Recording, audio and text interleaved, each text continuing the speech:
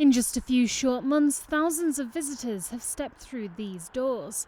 Since it opened last year, the Jim Clark Museum has welcomed people from far and wide, like this family visiting all the way from Panama. And we came here, we were waiting March, that is the opening of the museum, because my husband loves cars.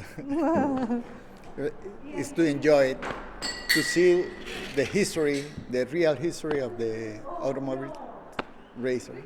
We had almost 13,000 visitors in 4 or 5 months last year. We opened on Sunday. We had 25 people in on the first afternoon, which, when we think back to the old Jim Clark room, 25 people would have been a good total for the summer. So that's a really good start. And now the museum has even more reason to celebrate, having been awarded 5-star status from Visit Scotland. It's so deserved. Live Borders put a great business plan together to get the investment, but what we know about visitor attractions that gain 5 stars is the physical and the fabric are really important, but the warmth of the welcome is what carries them into that real category of excellence. So I'm delighted for the team there. We set out to achieve it because there weren't any 5-star attractions in the Borders at the time. So our aim was to provide the best possible customer service for our visitors.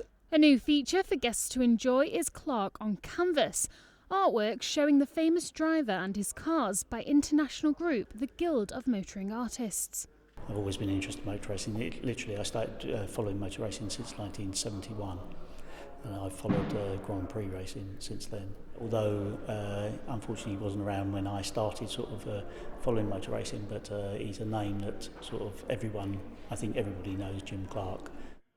And for a historical tour from behind the wheel, the Jim Clark Trust have created a new 50-mile driving trail, starting and finishing at the museum, taking in some of the key points of the driver's career and life in the Borders.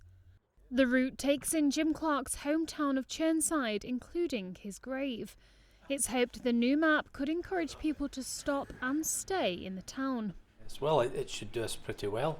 He's well known in the area, and the following seems to get stronger and stronger. You would think it the opposite way, but we get tourists coming in and they visit the grave and they look at the stuff we've got in the walls. A lot of Germans, there was Swedish, there was Americans, It's a great following. It's unknown just how much the famous racing driver's legacy has done for the area, but it's hoped it will continue to bring people here to learn about the Borders sheep farmer who conquered the world of Formula One. Jennifer Cordingley, ITV News, near Duns.